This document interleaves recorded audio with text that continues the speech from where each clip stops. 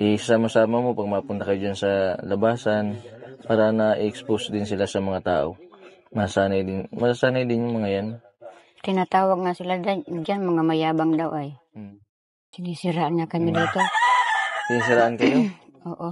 Anong sabi? Kasi may nalaman ako dyan, sinisiraan kami sa mga tao. Anong sinasabi na Yun daw, lasinggero daw yung asawa ko. Tapos, hindi ko alam kung anong ginagawa nila. Lasinggero daw yung asawa niya po. Oo. Pero, hindi naman totoo. Hindi naman yung totoo.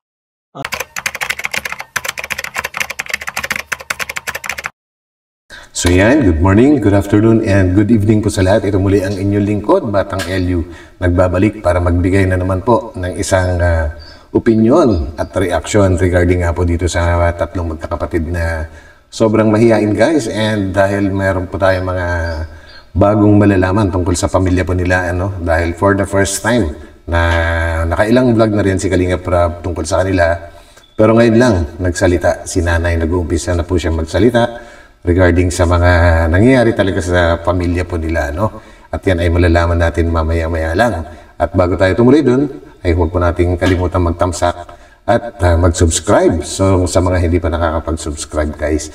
And huwag po natin kakalimutan suportahan palagi ang buong Team Kalingap. Sa pangunguna po yan ni Kuya Bal Santos Matubang, Ate Edna Vlogs, and Kalinga Prab. So, let's go!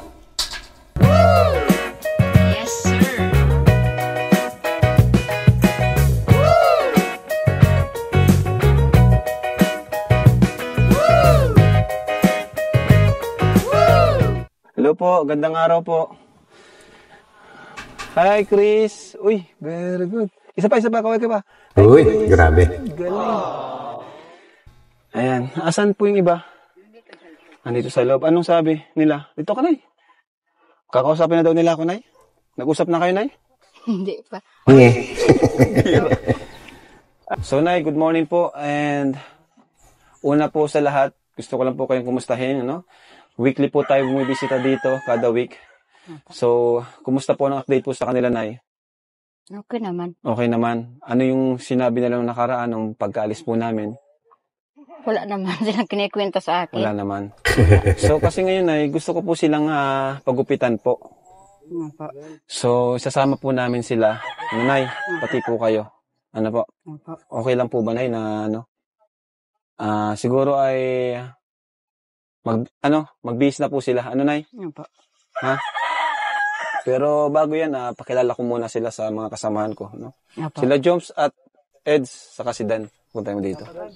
Yun, Ayan, ito po, Nay. Kausapin mo, bro, kasi. mga K-boys. Pasok kayo, bro. Dan. Oo, sige, kasya yan.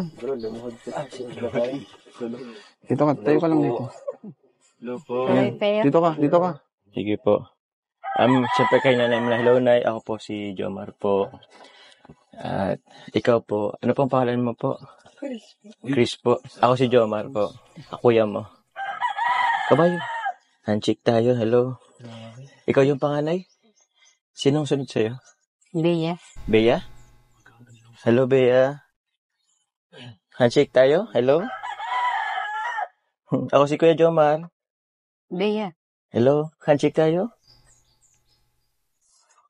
Ikaw Nice. Ikaw po si Bea. Ikaw po yung bunso. Hindi po. Ay, hindi po. Ano pong pangalan mo? Melissa? Melissa? Handshake tayo. Ako si Kuya Jomar mo. Usapin mo mukhang effective sa'yo eh. So yun guys, totoo po yan. Kasi kilala naman natin si Papa Joms, si Kuya Jomar. Na talagang, kung magsalita, malumanay, seryoso. So, nasasakyan po siya ng mga magkakapatid. Kaya nagre-response po sila. So, thumbs up, Papa Joms, ayos. Sagot sa akin. Kumusta kayo dito? Hello po. Ate Melissa, kumusta kayo dito? May makasama akong mga pogi. Si Edo naman. Ayun na. Pagka hindi na interesting yung topic na kausap nila, hindi na talaga sila nagre-respondi. Hindi interesting, para sa kanila lang po yun. Yun lang ang napapansin ko. Pero nagre-respondi naman po sila pagka yung mga seryoso yung mga pinag-uusapan. And kaya naman siguro ginagawa ng K-Boys ito, ano, para masanay po sila sa pagkikipag-mingle, unti-unti sinasanay sila na makipag-usap. So yan po guys. Pinig ko nga bro. Sige, subukan mo bro. Hello po, mga magagandang binibini. Ako si Kalingap Edo. Anong pangalan mo? Chris. Chris, bagay na bagay. At ikaw ate? Wala din. Bea. Ano mga pangalan niyo mga Para matuto na binibini? sila Magpapakilala lang po. Masama ba ang pakiramdam niyo? Pwede ba namin kayong imbitahan? Magpapagupit lang sana. Sasama namin sana kayo magpagupit. Gusto niyo ba? Christina, papayag ba sila? Papayag? Si Chris kasi, marunong na si Chris. Oo, ano? Ayun. Hi, hello po. Si Dan po. Ito naman si Papa Dan. Guys, tingnan naman natin kung effective ang style naman niya kung paano makipag-usap sa mga ganitong klaseng sitwasyon. So, let's go. Quiz. Hi, Quiz. Salit tayo. Ikaw muna dito. So, eto po si Bea. Hi, Bea. Shake hands tayo. Hi. Ayun, oh. At ano ulit pangalan mo? Melissa. Melissa. Melissa, huwag ka na mahiya. Shake hands.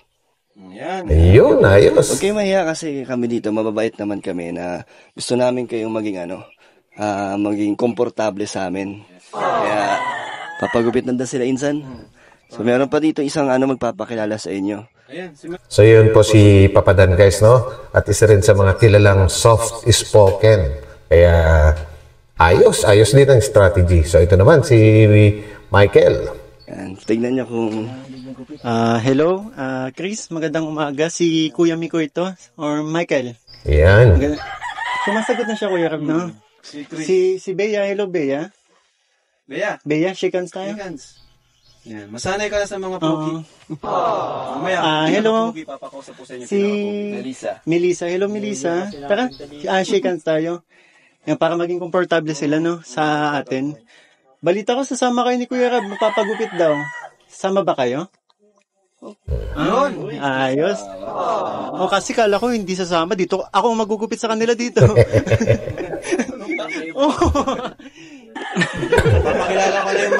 Papakilala ko yung pinaka-pogi. Kuya Jason. Yun. Ito na talagang pinaka-pogi. Sa tingin ko talaga, si Bente Boy lang makakasagot sa lahat. Bente Boy, pasok! Na ako kasi So yun guys, no, yung mga sinabi ni Kalinga Prab na yun ay tila nagkatotoo guys, no? And for the first time nga po. And for the first time na nagsalita na po si nanay na kahit hindi inaalam yung mga ganong katanungan, ay talagang siya na mismo yung nagsiwalat kung ano yung totoong nangyayari po. And para sa kaalaman naman po ng mga baguhan lang dito sa Kalingap, si Kuya Jason, yan ay pinaka-original na kasamahan po ni Kalinga Prab po, nung nag-uumpisa pa lang sila mag-vlog. Ngayon ay dahil malaki na po yung kanyang channel, na rin po siya na mag-isa. Pero kasali pa rin siya sa Team Kalingap. So yan guys, tuloy natin. Balitaan ko na papagupitan daw kayo. Mas lalo itong gaganda, itong mga bata na ito. Ito nga, wala pang ayos ang buhok, pero ang itsura na nila. Saan saan kayo naliligo? Diyan lang sa may balon. Sa may balon. Hindi kayo ito ng mga nagalawan? Kasi sa balon naliligo. Hindi naman. Pero simulat sa pool, pagkabata, nandito lang sila, hindi nagipaglaro, nagkikasalabula. Hindi po. Salamuha doon sa mga kabataan. Yan siguro yung talagang totoong kulang po guys, no? Hindi sa sa mga beneficiary, pero hindi sila inilapit sa na mga magulang nila, hindi sila sinanay sa sa crowd. At kaya siguro sila nagkaganyan, nasanay na sa loob lang ng bahay, sila lang yung nag-uusap. Dapat sanayin nyo sa makikihalubilo din sila sa mga kaedad niya. Isama-sama mo pag mapunta kayo dyan sa labasan para na-expose din sila sa mga tao. Tama. Masasanay din yung mga yan. Tinatawag nga sila dyan, mga mayabang daw. Uy! Bakit? Bakit nanay tinatawag na mayabang? Hindi ko alam. Siguro pag pinapansin sila, hindi nila pinapansin. Na ano lang siguro, misunderstood. Kasi mayayain kasi sila eh. Ganun talaga pag ang personality. Pag mayayain, pag pinansin mo, tas di ka pinansin, mayayabangan sa'yo. Sinisiraan na kami dito. Sinisiraan kayo? Oo. Anong sabi? Kasi may nalaman ako dyan sinisiraan kami sa mga tao. Anong sinasabi na eh? Yun daw, lasinggero daw yung asawa ko. Uy. Tapos, hindi ko alam kung anong ginagawa nila. Lasinggero daw yung asawa niya po. Pero, hindi naman totoo. Hindi naman yung totoo. Asan po pala yung asawa niya? Parang palaging hindi namin Nandiyan nakikita. nagtatabas. Pinatatabas ng may-ari na itong Nandito natira kami, wala namin. yung asawa eh. Parang hindi asawa. Kasi ayaw niyang sa video, baka daw siya makita ng kapatid niya. Uy. Yung iniiwasan niya. Pero wala namang problema na kung wala naman po kayong okay lang po yun. Kasi kalingap na. Tama guys. Kung ano man po yung dahilan ni tatay kaya ayaw magpakita sa video at ang dahilan nga po niya ay baka daw siya makita ng kapatid niya. At kung ano man yung dahilan niya kung bakit ayaw niyang makita siya ng kapatid niya sa video ay sila na lang po muna ang nakakaalam doon hanggat hindi sila mismo yung magkikwento ay mahirap pong pangunahan po ito guys. So yun. Di naman po namin kayo hahayaang mapasama, di ba? Kasi ang beneficiaries po ng Kalingap isiniingatan po namin yan. Tama. Kaya nga po pag may mga reactors na nangbabalahura sa beneficiaries namin, di po namin tinotolerate yun. Kasi okay lang na itapik nila yung mga vlogger, pero yung mga beneficiaries namin, hindi pwede. Kasi wala naman po yung kalaban-laban, di ba? Wala yung mga channel. Binlag namin sila para matulungan, hindi para gawa ng mga kung ano-anong issue. Di ba, kuya? Kaya yun. Ngayon ko lang pati napansin na akala ko nga sa social media, yung pagbibideo nila Kalingap Rap, talagang akala ko nagsasalita sila. Pero talagang napatunayan ko ngayon na hindi talaga nagsasalita. Kasi may mga nagsasabi, mga fake news na sinisiraan yung vlog natin na ay, nagsasalita naman yan. Pero hindi po talaga sila nagsasalita mga Kalingap. Siguro kung nagsasalita sila sa mga close nila or sa mga kamag-anak. Pero sa ibang tao, ganito po talaga sila. Ano po? So guys, grabe.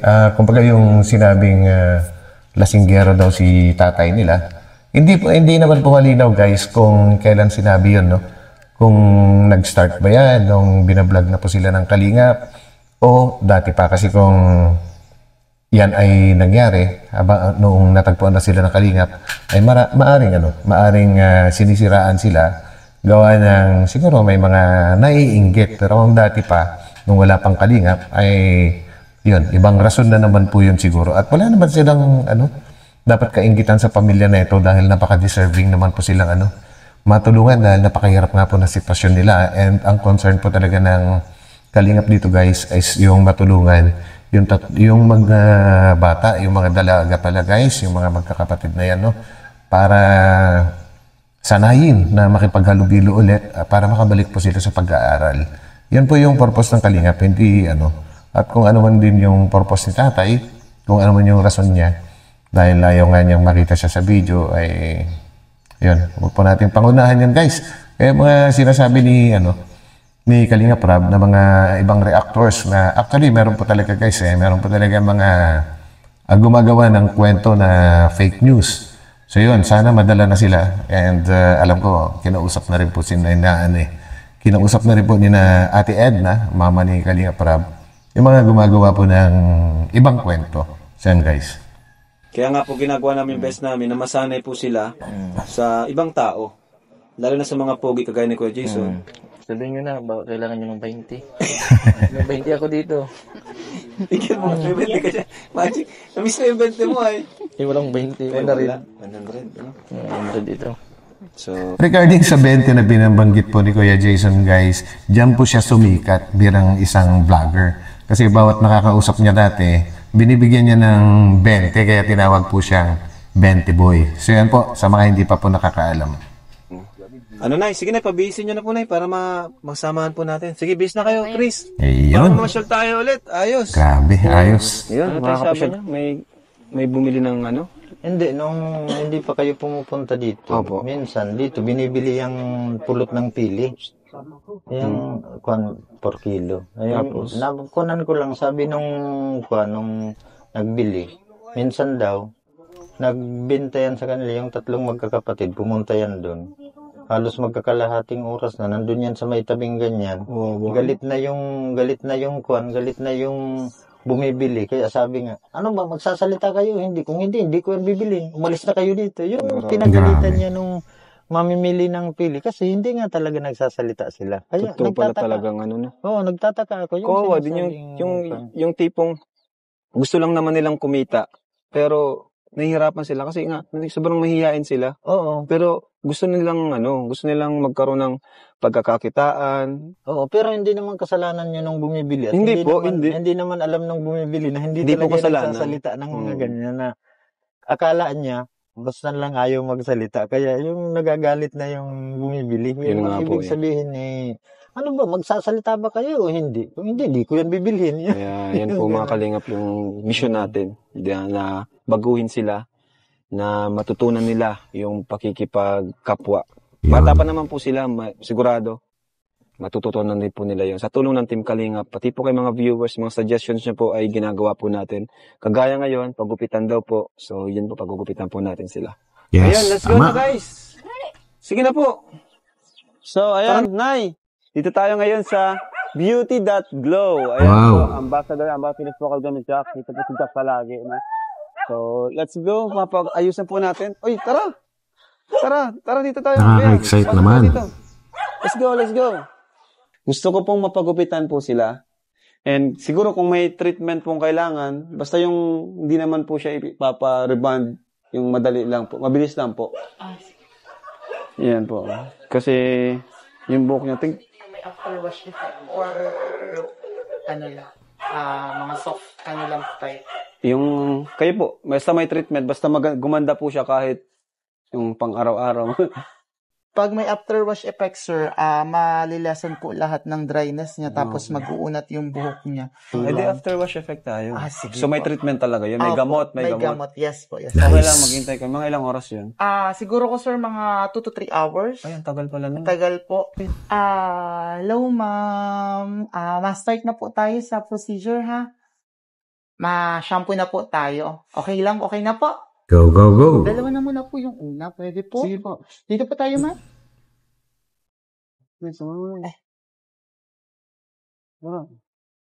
Ano pong gagawin? Si shampooan? Shampoo na po kami. Sige po. Dalawa po. Dito na po tayo, ma'am.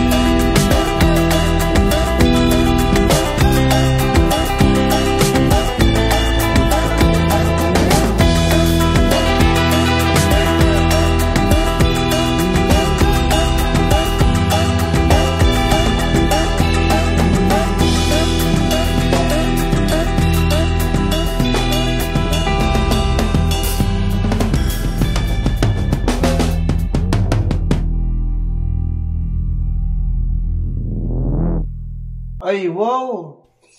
Guys, grabe guys. Yan na po mga kalingap, no? Sila, Bea. Grabe guys, oh. Kakaiba na itsura. Unang-una kay ay Melissa po yung nasa gitna ngayon. Yung kung dati buhok niya ay talagang yung sobrang tuyong-tuyo na at medyo kulot-kulot na. Ngayon ay nako, ang laki na improvement. Ganon din po si si yung nasa bandang kanan po natin, yung naka-t-shirt po ng soccer. Yan po ay ang pinakapanganay. Gumanda rin ang kanyang buhok. Pero para hindi naman sa pagkukumpara guys, pero malaki talagang pinagbago. At talagang lumitaw ang kagandahan. Talaga po, si Bea. Ito mong nasa kaliwang-kaliwa. Grabe, ang ganda na. Lumabas na yung talagang, yung talagang ganda po ng magkakapatid na ito. Yan. Chris and si Melissa. Ang ba't parang malungkot kayo? Ganda, oh. Parang di ata kayo masaya sa ginawa sa inyo, Nay! Dito ka, Nay! At least, Nay, okay na ba ganay yung buhok nila, no? Kasi may treatment po yan, di lang yan basta ginupitan, may treatment po para hindi na po maging dry yung buhok nila. Ayan. Anong masasabi mo, Bea? Thank you po. Uy, Yun. grabe, may bangs pati. Ayos Oo. Bagay sa inyo. Si Melissa, tingnan mo na yung pagbabago ng buhok niya, di ba? Ano sabi mo na sa mga buhok nila? Nagpapasalamat ako kasi maganda silang tingnan. Ngayon lang nila naranasan ng gayaan. Grabe. Diba? Kahit at least wala na yung dry sa buhok mo. Nadagdagan yung inyong confidence, diba? Yung tiwala sa sarili. Pwede na kayong maglakad-lakad doon sa barangay nyo. Di na kayo mahihiya. Tama. Bagay na bagay yung buhok. Ganda. Ganda ng bagsak ng buhok nila. Ito, ganda ng buhok, no? Pang-anime. Yes. Pang-anime. Ang ganda talaga. So yun guys, no? Grabe. Ang laki ng in-improve po nila, So kung nagkaroon man kanina ng mga bad news regarding nga po sa mga may naninira sa pamilya nila, merong nagsasabi na mayabang sila, merong nagsasabi na lasinggero yung tatay nila, yun po yung mga talagang bad news tungkol sa kanila po, At yun ay nakakadagdag dahilan din po siguro na talagang kaya lalong ayaw nilang lumabas sa kanilang tinitirhan. At kung may bad news, syempre, ito na po yung pinakamagandang at pinaka-the best na good news. Gumanda po sila, lalong-lalo na po talaga si Bea. So yun guys, at hindi ko na rin po naipakita dito, pinutol ko na. At syempre, hindi kinalimutan yan ni Kalinga Prab na bigyan din po sila ng allowance ulit at hinatid po muli sa kanilang lugar po, And yun, at nakakabilib po talaga itong si Kalinga Prab kasi yung mga hindi niya ginagawa before na mga strategies sa mga ibang beneficiary dito dito sa sitwasyon ngayon talagang medyo sinusubukan ang kanyang ang kanyang pasensya at pangunawa. Kailangan talagang lawakan at lawigan pa hanggang sa masanay po itong tatlong magkakapatid, So yan guys, huwag po nating bibitawan ito sa mga supporters dyan. Ay panoorin po ninyo ng buo doon po mismo sa channel ni Kalinga Prab dahil doon po ay buong buo po ninyong mapapanood na walang nagsasalita na kagaya po namin ng mga reactors. Pero ito po ang ating trabaho. Kumbaga, ang pagiging reactor ay nag-share po ng opinion at interpretation. So yun po guys. So muli, maraming salamat sa inyo sa pagsama ninyo sa akin and magkita-kita tayo muli sa next upload. So bye-bye po muna. Pansamantala. Bye-bye.